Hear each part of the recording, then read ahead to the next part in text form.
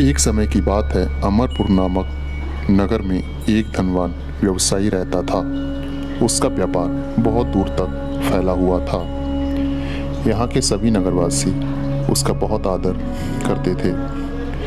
उस व्यापारी के पास किसी भी चीज की कमी नहीं थी, लेकिन फिर भी वह अपने जीवन में सुखी नहीं था। दरअसल उस व्यापारी का एक ही बेटा था, जिस कारण हर समय उसे यही चिंता सताती थी कि उसके मरने के बाद उसकी संपत्ति की देखभाल कौन करेगा।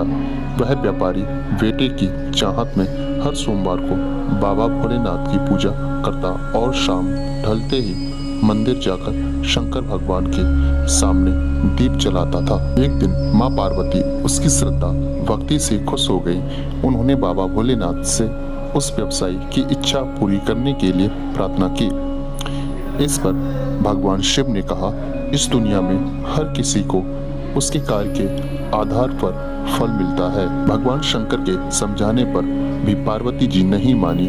वह लगातार बाबा भोलेनाथ से यही कहती रही कि उस व्यापारी की इच्छा पूरी कर दीजिए। अंत में शिव जी ने माँ पार्वती के अनुरोध पर उस व्यापारी को बेटे का वरदान दे दिया। आशीर्वाद देने के बाद भगवान शंकर ने पार्वती माता से कहा, मैंने आपके अनुरोध पर उस व्यापारी को बेटे की प्राप्ति का आशीर्वाद तो दे दिया, लेकिन उसका बेटा केवल 16 साल की उम्र तक ही जीवित रहेगा। यही बात भगवान शिव ने उस व्यापारी के सामने सपने में जाकर उस भी बताई। वरदान पाकर व्यापारी प्रसन्न था, लेकिन बेटे की उम्र 16 साल ही होगी सोचकर फिर वह दुखी हो गया।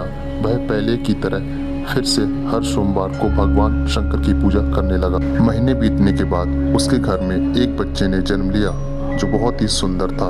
उसका नाम अमर रखा गया। बेटे के जन्म के साथ ही व्यापारी के घर में खुशियां छा गईं। बेटे के जन्म की खुशी में एक समारोह का भी आयोजन किया गया। इस जश्न के माहौल में व्यापारी अभी भी दुखी था। हर समय उसे यह डर लगा रहता था कि उसका बेटा अधिक दिनों तक जीवित नहीं रह सकेगा। धीरे धीरे समय बीतता गया और उसका बेटा अमर 12 साल का हो गया। एक दिन व्यापारी ने अपने बेटे को अपनी पत्नी के भाई दीपचंद के साथ पढ़ाई के लिए बनारस भेज दिया। वाराणसी जाते समय रास्ते में जहाँ भी अमर और दीपचंद आराम करने के लिए रुकते, वहाँ वो यज्ञ और ब्राह्मणों के लिए भोजन की व्यवस्था करते जाते थे।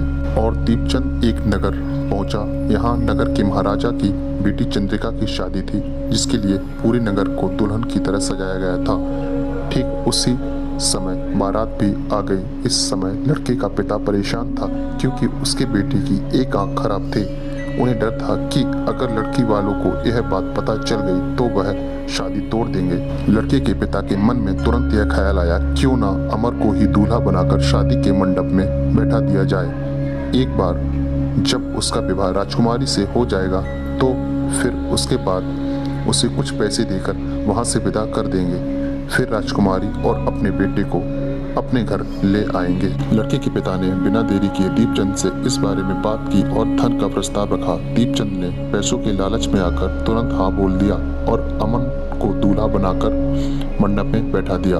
यहाँ राजा ने राजकुमारी का कन्यादान कर विवाह संपन्न कराया और बहुत सारी संपत्ति के साथ अपनी बेटी को विदा किया। कि झूठ बोलना सही नहीं है और उसने राजकुमारी चंद्रिका के दुपट्टे पर सारी सच्चाई रख दी।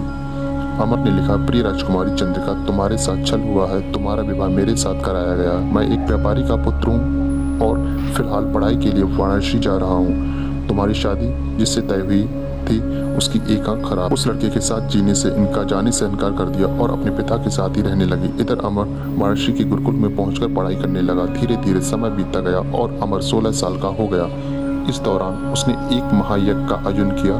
यज्ञ समाप्त होने के बाद अमर ने सभी ब्राह्मणों को खाना खिलाया और उन्हें कपड़े दिए। सारे काम खत्म करने के बाद अमर रात में अपने कमरे में सोने चला गया। भगवान शंकर के वरदान के मुताबिक उसी रात अमर के प्राण चले गए। अगली सुबह जब दीपचंद उसके कमरे में पहुंचा तो उसने देखा कि अमर जीवित नहीं है। वह जोर जोर से रोने लगा। उसकी रोने की आवाज सुनकर आसपास के लोग भी इकट्ठा हो गए और अपना दुख जताने लगे। दीपचंद के रोने की आवाज भगवान शिव और माँ पार्वती के कानों तक भी पहुंची। यह सुन माता पार्वती ने कहा, हे स्वामी, मैं दीपचंद के रोने की इस आवाज़ को बर्दाश्त नहीं कर पा रही हूँ।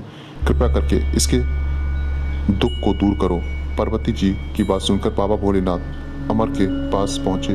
यहाँ उन्होंने देखा कि यह तो वही बालक जिसके केवल 16 साल की उम्र तक ही जीवित रहने का आशीर्वाद मिला था। उसके बाद भगवान शिव सीधे माँ पार्वती के पास पहुंचे और कहा, हे गौरी, मरने वाला बालक उसी व्यापारी का पुत्र है।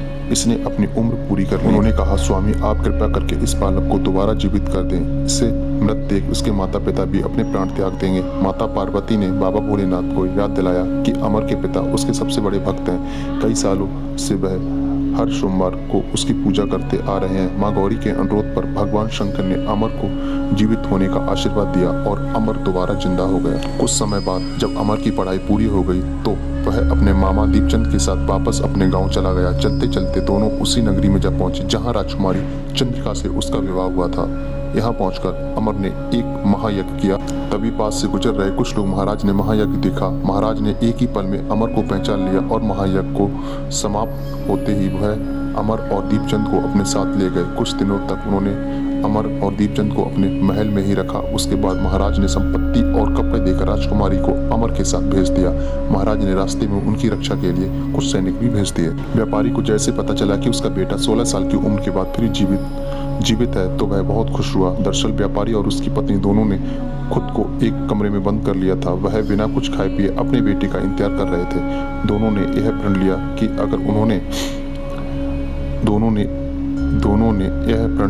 अगर उन्हें अपने बेटे की मौत की खबर मिली तो दरअसल व्यापारी और उसकी पत्नी दोनों ने खुद को एक कमरे में बंद कर लिया। वह बिना कुछ खाए पिए अपने बेटे का इंतजार कर रहे थे।